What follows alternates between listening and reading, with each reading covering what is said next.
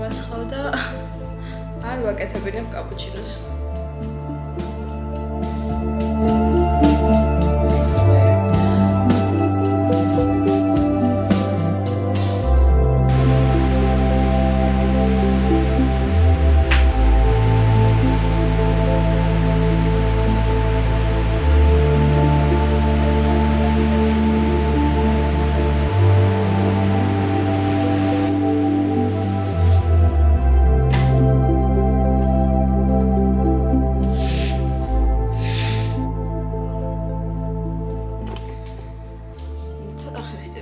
Seriously, breakdown-ი არა ჩემთავს ვეუბნებოდი რომ ხატია არის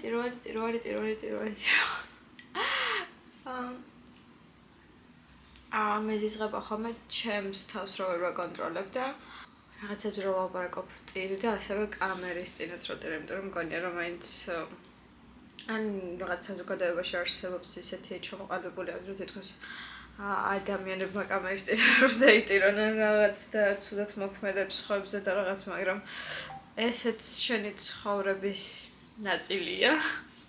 გონია ვიდეო შეძერას მოგუნდები არ ვიცი საუკუნე. რომ ნორმალურად საუბარი შევცო. ამ წუთას ისე მახინჯად გწნობ თან თავს.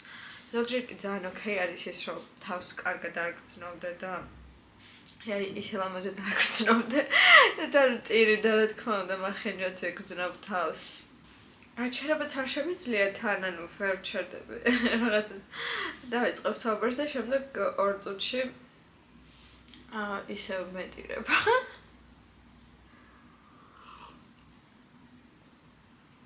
მგონია რომ კარგად რომ გრძნობ თავს რაღაცა გარკვეული პერიოდის განმავლობაში და მგონია რომ რაღაცები დაალაგდა პოზიტიურად ფიქრობ, პოზიტიურად ხარ გაწყობილი ყველაფრის მიმართ, ფიქრობ, რომ რაღაცები უკეთესობისკენ შეიცვლება, რაღაც კარგი მოხდება შენს ცხოვრებაში, რაღაცები გამოსწორდება, რაღაც ძალიან კარგი გელოდება. მე სამყარო მისე უნდა შემოატრიალოს ხოლმე ყველაფერი, რომ აი კარგი განწყობა მთლიანად უნდა ამოგიტრიალოს და ისევ ცუდად უნდა გახდე, ანუ ისევ ტირილი უნდა დაიწყო, ისევ თავიდან დაიწყო ეს პროცესი ჰილინგის, არ ვიცი, საკუთარი თავის შეყვარების, რაღაცეების დავიწყების. მიუხედავად იმისა, რომ ძალიან დანაკებული არ იყო რაღაცები წინა თვეს და წინა თვეებში, მაინც თავს ბევრად უფრო კარგად გრძნობდი. აი, ეხლა ეგ ყველაფერი ძალიან მომაწვა ისევ და მგონია, რომ ის საერთოდ არაფერი არ შემიძლია. არაფერს არ წარმოვადგენ სამყაროში, ვერაფერს ვერ ვაკეთებ, არაფერი არ გამომდის. არაფერი არ გამომდის კარიერაში, არაფერი არ გამომდის ადამიანებთან. ვერაფერს ვაკეთებ, ერთ ადგილზე ვარ გაშიშებული და რაღაცა არაფერი არ იცვლება, არც უკეთესობისკენ, არც უარესობისკენ, რაღაცნაირად ერთ ადგილას ხარ უბრალოდ გაშიშებული და არაფერი არ იცვლება. უკეთესობისკენ საერთოდ არ იცვლება. თუ უფრო ნეგატიური რაღაცები არ ხდება, ეგ ნეგატიური ხდება, რაც კიდე უფრო ფეხს გაჭერს და რაღაცნაირად გულს გიკუმშავს. ზოგჯერ მეც კი ეგეთი ადამიანი ვარ, რომ ძალიან ვაზვიადებ ხოლმე ყველაფერს და ვიცი ჩემი ემოციური მხარე ძალიან ზედმეტად ემოციურად აღაღვიქვამ ყველაფერს, ძალიან მაქვს მიჯაჭვულობა ყველაფრისადმი და ყველასადმი ამავდროულად. მუდმივად სტრესში ვამყოფებ ჩემს თავს ბევრი რაღაცის გამო. ხო, ალბათ ჩემი ბრალიც არის ესეთ მდგომარეობაში რო ვარ, იმიტომ რომ ამ მომენტში ეს ყველაფერი უფრო მეტად იმის გამო მომაწვა, რომ ტირი იმ რაღაცაზე, რომელიც არასდროს არ ყოფილა საერთოდ და არ ვიცი მოხდებოდა თუ არა, ან მაგაზე ვნერვიულობ, რომ მომხდარიყო, რა იქნებოდა, როგორი იქნებოდა ყველაფერი. ყოველთვის უნდა ენდო შენს ინსტინქტს, იმიტომ რომ ზუსტად იცი რა მოხდება შენს ცხოვრებაში ნებისმიერი რაღაცის მიმართ და ბევრად უფრო ნაკლებად გედგინება, რა აი პატარა რაღაცებს არ უნდა ჩაებხაუჭო. მე ვარ ეგ ადამიანი, რომ მარტივად არ უყურებს რაღაცებს და მარტივად არ შეუძლია მაგალითად ადამიანების გაშვება, მარტივად არ შეუძლია რაღაცების დავიწყება. ფიქრობ, სულ ფიქრობ და რაღაც ფანტაზიებს ვქმნით, ანუ წარმოუდგენელს, როცა ვიცი რომ ეგეთი რაღაც არ მოხდებოდა, იმიტომ რომ წინასწარი ინსტინქტი მქონდა ამ ყველაფერს. მაგრამ რაღაც რომ მაინც მთავრდება და ის ზუსტად იცი რომ ეს წერტილია და всё, მორჩა ყველაფერი. მაინც ეს ყველაფერი შიგნით ძალიან გაწუხებს, მიუხედავად იმისა, რომ არც დაწყებულა და არც არაფერი ყოფნა და ასევე იმაზე ფიქრობ, რომ სხვა ადამიანისთვის უბრალოდ არაფერს ნიშნავდი, არაფერს. უბრალოდ ბუმბული იყავი, ან ხარ, რომელიც რა ვიცი, ჰაერის აბაქროლვისას გაუჩინარდებოდა. ეგ არის ყველაზე გულდასაწყვეტი, რომ ეგრე უცებ გაგაქრობენ. და ვერ დაგინახავენ, რეალურად შენ სახეს ვერ დაინახავენ, ვერ დაგინახავენ როგორი კარგი ადამიანი ხარ. და მაგაზე ძალიან გული მწყდება და მუდმივად მეუბნები ხოლმე რაღაცა ჩემ თავს არ რაღაცა გარემოების დანაშაულს, რომ ხო შეიძლება მართლა დავინახონ ერთხელ ისეთი როგორიც ვარ. და მგონია ზოგჯერ რომ ჩემი ყველაზე დიდი დანაშაული ის არის რომ ვარ ზედმეტად კეთილი და ადამიანებს არ შევიძლია რომ ცუდად მოვექცე.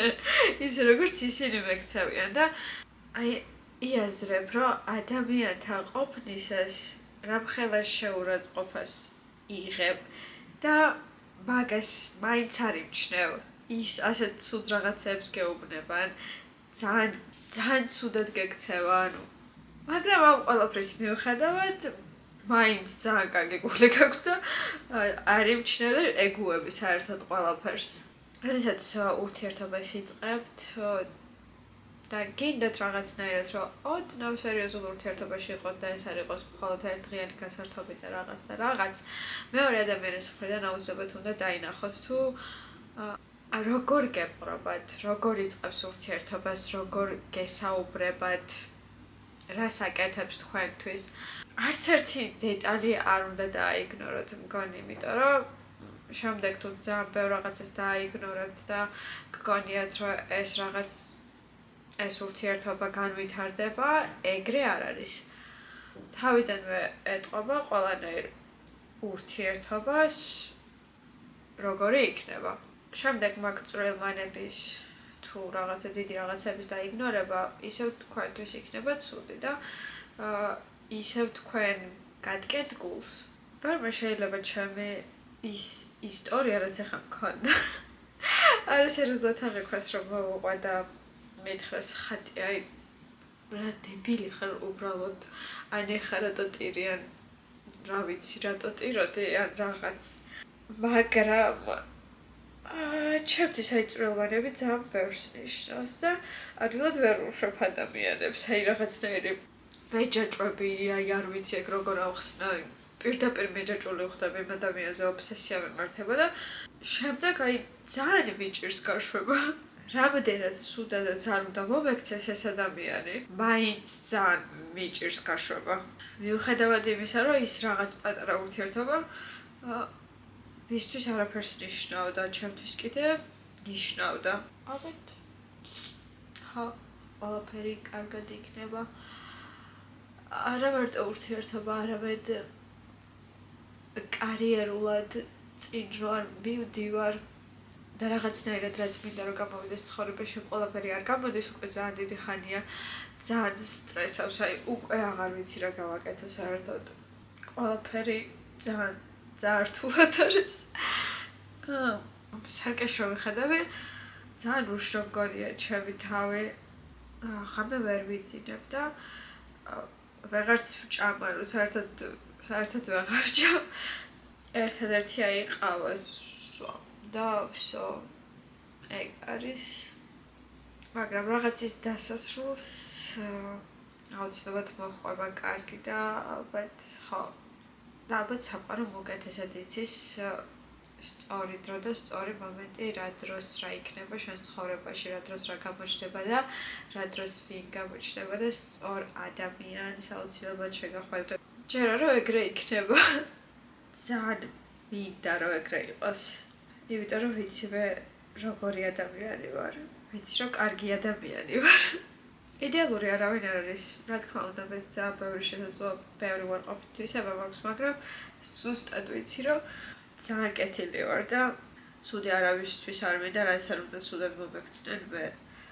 ხო და იმედი მაქვს რომ სამყარო მეც კარგ რაღაცებს მიმზადებს და მიგზავნის. როდესაც ბევრად უკეთესად ვიქნები და ამაზე შეუძლებ უფრო არა ემოციურად საუბარს, შემდეგ უფრო მეც ვილაპარაკებ, იმიტომ რომ ეხლა ყოველ 2 წამში ერთხელ ვიჩერდები ვტირი და შემდეგ აგრე ვაგრძელებ ლაპარაკს. ჩემთვის რომ ვაგნები, ტირო, მაგრამ მაინც ვტირი, ანუ არ გამოვდის ეგრე. არ ვიტირო მართლა ჩემო. ხატია ძალიან რთული ადამიანი. მეც მინდა ხოლმე რომ რაღაცებს მარტივად შევხედო, მაგრამ აი არა. ყველაფერს ძალიან რთული გზიდან უნდა შემოვუარო და ეგრე შევხედო.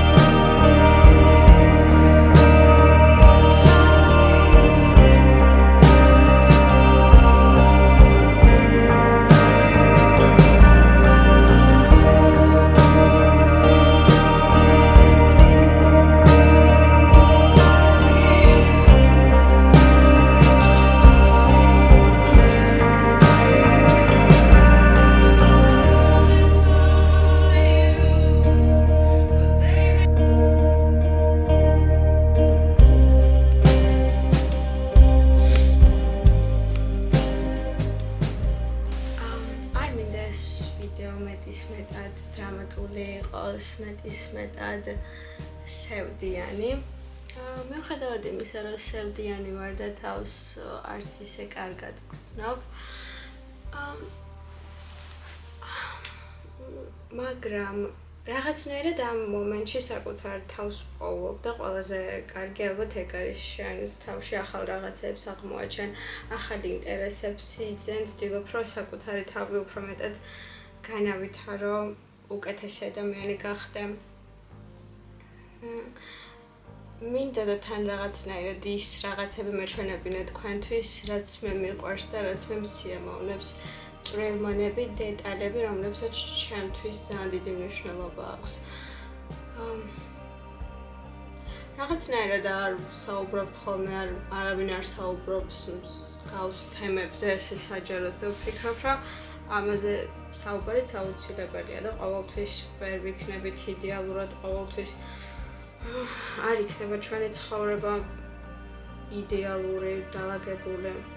ყოველთვის გვექნება დაბრკოლებები, სირთულეები, მაგრამ მთავარია, რომ ეგ ყველაფერი გადალახო და რაღაცნაირად უფრო ძლიერად შეხვდე ყველაფერს. ბევრს იტირებ, სევდიანი იქნები, მაგრამ ადამიანი ისეთია, რომ ყველაფერს გადალახავს. ძალიან დიდი მადლობა, ვინც მიყურეთ. ვინც მოსვენეთ ჩემს დრამატულ მომენტებს, ჩემს სტილს, დრამას.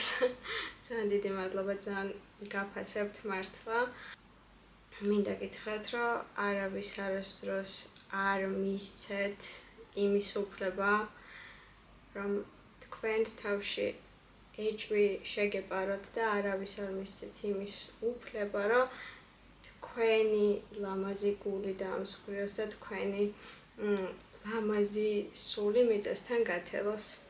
დარჩით ისეთები, როგორებიც ხართ. და სხვის ნეგატიურ სიტყვებს არასდროს არ მოусმინოთ.